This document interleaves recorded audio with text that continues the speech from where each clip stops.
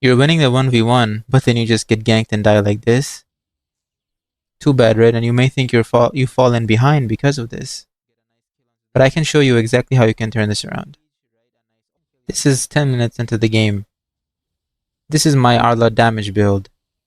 Absolutely bursting in Uranus, who has an antique cuirass and is literally building to tank against me.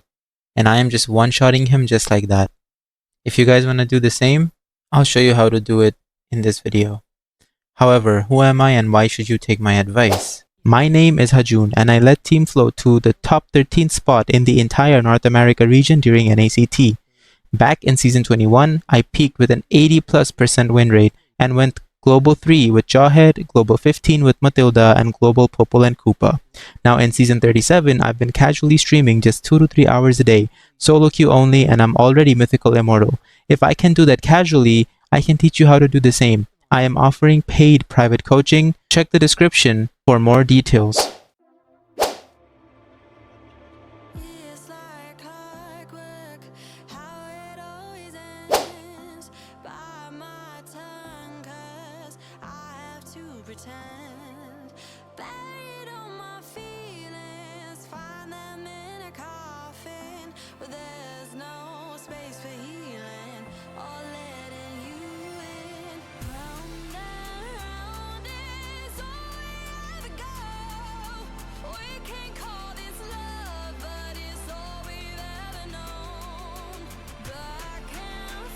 Starting the game off with Arlott, I always like to go with the dagger as my first build instead of getting boots for the extra damage, and I always get the second skill. Because, guys, you can actually spam the second skill when Arlott's passive, as you will see on the bottom, right here. See? As soon as this runs out, you can actually spam his second skill again. Just like this, and once this runs out again, you'll see me use my second skill again, just like this, right?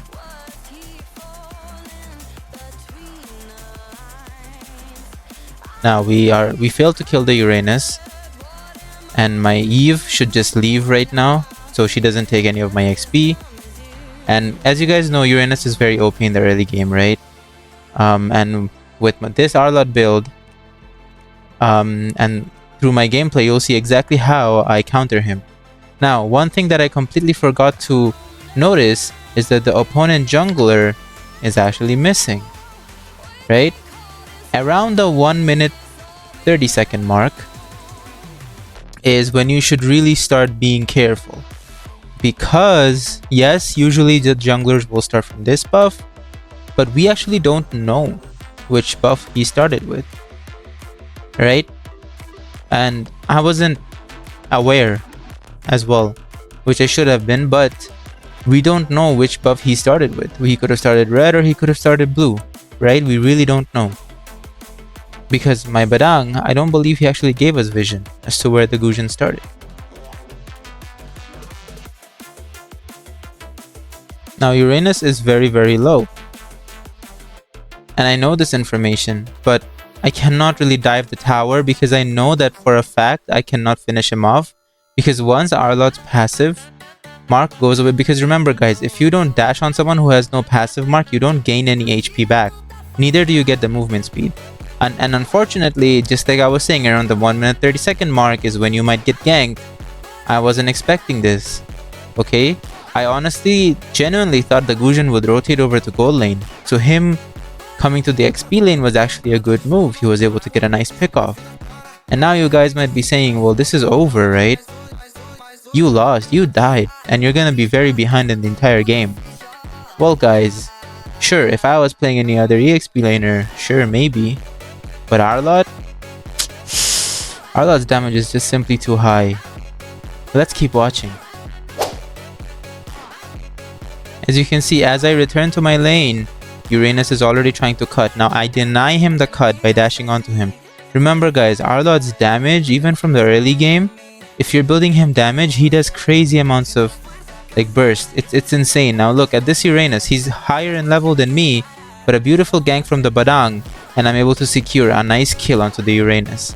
Now I'm just going to clear this wave and help my jungler get turtle. I'm walking up to the tri-bush. This is called the tri-bush, guys, okay? Nice kill onto Zushin. I actually underestimated Arlott's damage. I didn't think that his second skill would hit that hard and just burst Zushin down entirely. Because I'm not sure if you guys know, but Zushin builds, I forgot the name of the item, but I believe it's called Eternity Gem. Basically the item for Clock of Destiny, right? I believe it's called Eternity Gem or something like that. Which makes her pretty tanky. So I expected her to not die, and then I use my ult and second skill onto her again. But Arlott's damage is so absurd, she just, you know, it doesn't even matter. Here I do a nice lane cut, and now I'm able to rotate onto the opponent's blue buff actually. I think I go and camp the blue buff for a bit, expecting Gujin to come around. You know, I don't have to take the blue buff, or I don't have to successfully get a kill onto him. All I need to do is just do some damage and delay him. But I see the Gujin top lane, right? He just got a kill onto top lane. Now I try to see if he had... I should have panned earlier and seen if he has the red buff. If he has the red buff, naturally he will come to blue, and there you go. Naturally he comes to the blue buff. I know he doesn't have his ultimate because he just used it to secure a kill. Fortunately enough, we secure... Amon gets the kill, but we are able to pressure the Gujin, kill him off, deny him his blue buff, and now this Uranus can't really finish me off because I have a lot of sustain because of my second skill, heals, and I have insane damage, so I don't think Uranus can full on really like tank me, to be honest. And just like that, we got Uranus to use his flicker, and we also got him to, and we also killed him. So, you know, 2 birds with 1 stone pretty much. And now we know that Uranus doesn't have his flicker.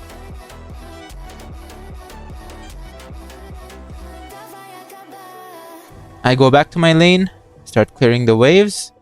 I push a little bit of the tower gold because I know it's gonna take Uranus a little bit of time to come back. And then I continue with the EXP crab, right? Because I know Uranus is probably gonna be back soon, and I don't really want to risk, you know, staying under the tower when he appears, because it would be risky, right? Taking some damage, we might even potentially die. You know how Uranus is.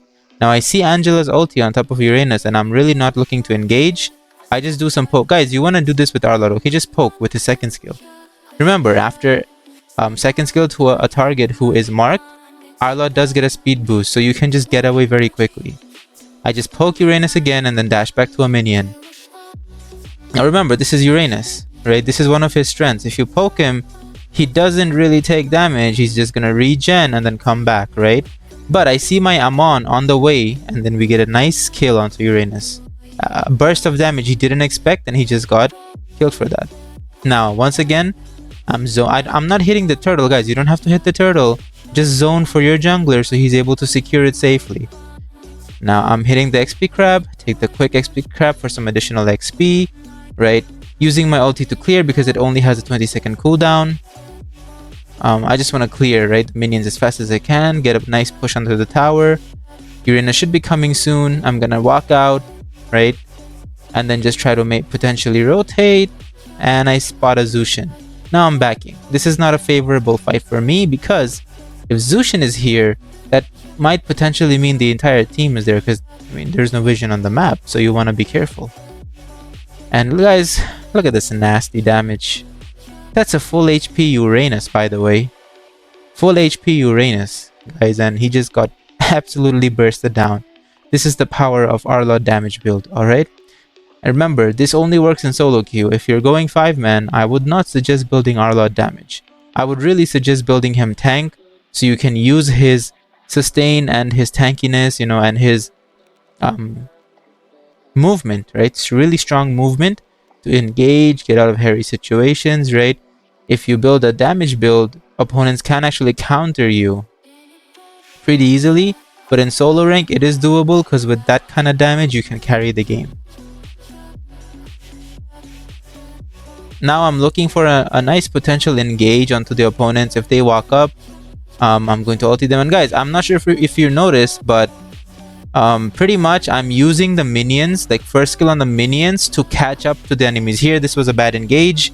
I mean, it wasn't really a bad engage, it was good, but I think I should have dashed outside of the tower and not gone back even more inside. I was a bit greedy. Didn't really think that, you know, I would die there. I thought I could get a triple kill, but unfortunately things didn't work out.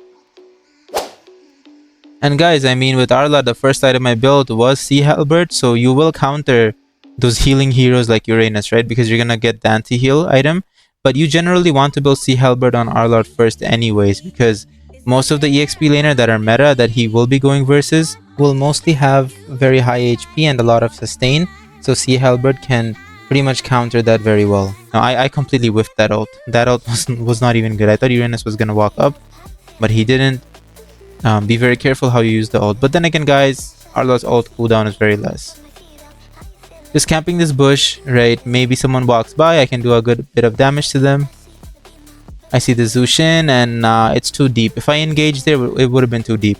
I see a nice little engage. My team is engaging a fight with Leslie and Gujin. I try to go there, but my team is doing a really good job and already finished them off by the time I was there. Now, our goal here is top lane. Right, I will try my best to zone Zushin out if she walks in, but I'm gonna push the tower, and then we have a nice mid wave pushing. Right, I'm saving my ulti to potentially use on the opponents when Badang engages. Just like that, we secure a nice kill onto Uranus, and then I'm out of the tower. Opponents are low. I can do some more dashes. Mid lane minions are coming in. We get the nice mid inhib tower. Now this is the part where we should all retreat and just back, because we don't have any more super minions, right? Our bottom lane minions are stuck in equilibrium. We need to back. This is really not the best situation to fight. I got a nice kill onto Gujin, right, using our combo. Remember guys, when you try to use your second skill when someone has a passive, when someone has your passive already, then first skill, second skill again, ulti, second skill. That's your usual combo. If you have Petrify, you can sneak in an additional second skill on there. But I feel like getting the Gujin and dying for it was really not that bad. Granted that there's a lot of time for Lord to come up and we are pretty much ahead. I'll be back way before Lord. I mean, I'm gonna be back soon anyways, so I can, you know, participate in team fights once more. And honestly, my role in this entire team fight is to just act as another form of engage or another backline diver, right? Like, I am the sole backline diver. I'm supposed to go in the backline or start fights. Yes, Padang is there for good engages, but I'm also there, right? And my damage is like nothing to be joking about. If I can burst down on Uranus, I can pretty much burst down anyone in their team. Now I'm just doing my job, pushing the bottom lane, because guys, taking towers is very important. And Lord is up. Since Lord is up, we want to make sure at least we have all the inhibitors, so it's an easier job for us to push with Lord and actually end, right? Because you want to get the inhibitors. Alright, now that bottom lane is pushing, top lane already is pushing, has a slow push, because if you guys know, this is actually very important. I want to cover this part. If you guys know that once you get an inhibitor, that lane's minions will be stronger. So even if these minions are in equilibrium here, just know that your top lane is going to win and keep pushing. Okay? So, once this lane is pushing already, this is the perfect time to go and do Lord. Alright, and which is exactly what we're going to do. This is a perfect Lord setup. We already secured 2 inhibitors with the previous Lord. So our goal this time will be to potentially take this. I mean, our goal always is to end, right? But, I mean, we will also take just an inhibitor if we are not able to end. That would be the least we get. The best outcome would be to just end the whole game with Lord. And guys, if you're in high elo, or if you want to reach high elo, remember, you cannot really end. If you are at this stage of the game, very difficult to end without Lord. Unless you have like a 10 to 15k gold lead, which is, let's be honest, really difficult to get. It's very rare. Other than that, I mean, even if you do, I would really recommend just getting Lord and making sure that you're pushing with the Lord and ending. That is the best chance to end. Right? Just don't roam around here. Try to like find someone. Because the opponents, guys, the opponents can keep going back to base and coming back. Right? They can regen their health and keep coming back. But you can't do the same. Right? You really can't. So please, just do the Lord. Wait for the Lord to push. Right? Wait for the Lord to push all the 3 lanes. And I mean, you get bigger minions too with Lord, right? wait for the Lord and the minions to push, and then you can attack the base altogether. Alright guys, that's how you should play. And if your Lord has died and all the super minions have died and you see your opponents are still alive, you can't really force an end, back. Wait for the next Lord. Be disciplined. This is how you throw games. And I assure you guys that this Lord, after taking Lord, is where most of you guys start losing. Because you don't know how to do a proper siege.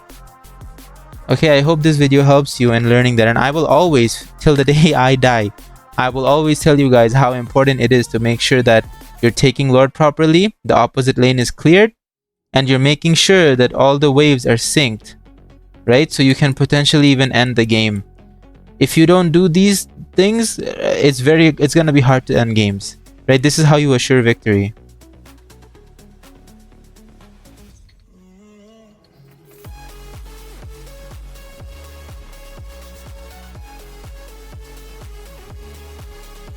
Guys, what is this? Guys.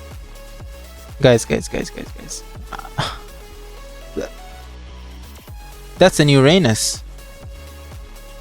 That's an Uranus, guys. That's an Uranus with antique cuirass, mind you.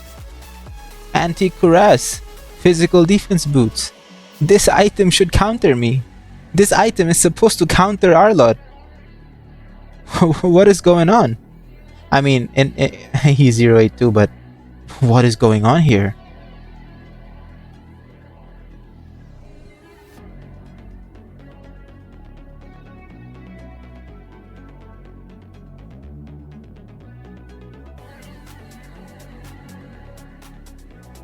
Also guys, I would highly suggest aiming Arlott's second skill towards something, because if you have a minion on the side and if the opponent's just still out of your range, or you have a creep on the side, you will dash to that if you tap it. So drag it and aim it first at the opponent you want to go to. Okay, don't just tap it thinking you're in the vicinity. That will mess you up. It has messed me up so many times, and it might do the same for you.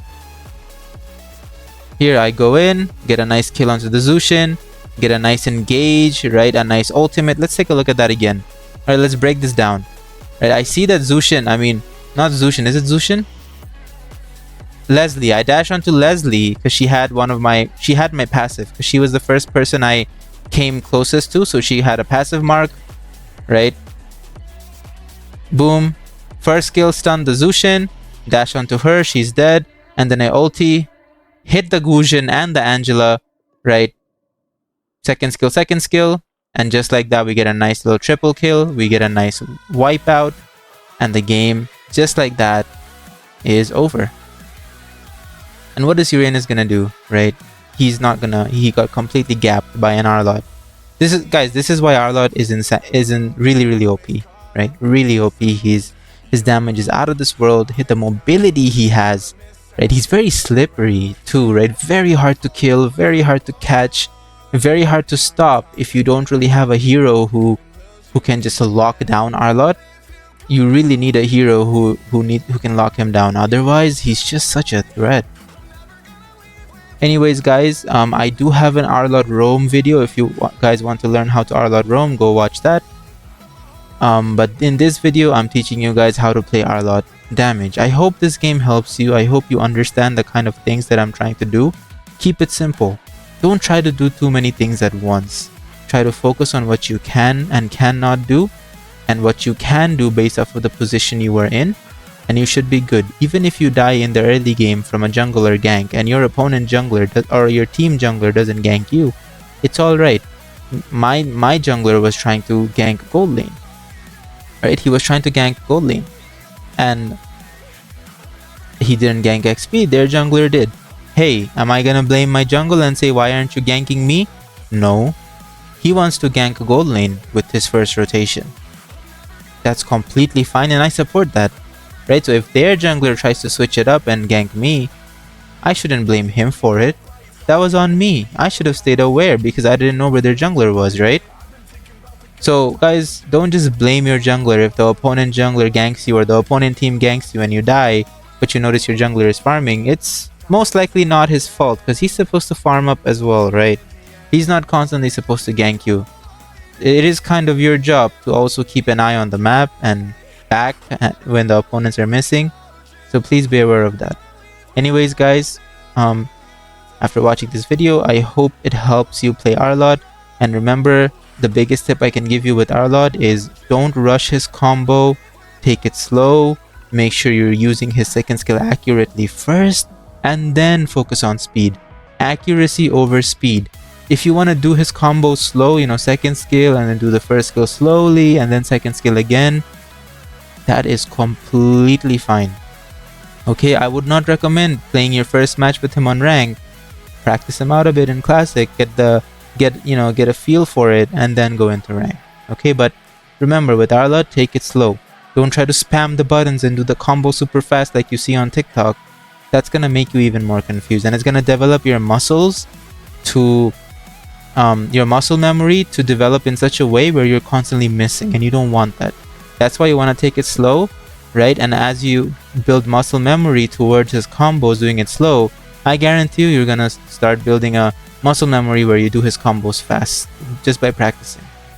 Alright guys, thank you so much for joining, or thank you so much for watching the video. I appreciate all of you guys and all the support you've given me, and let me know in the comment section if this video helped you out and what more videos would you like to see.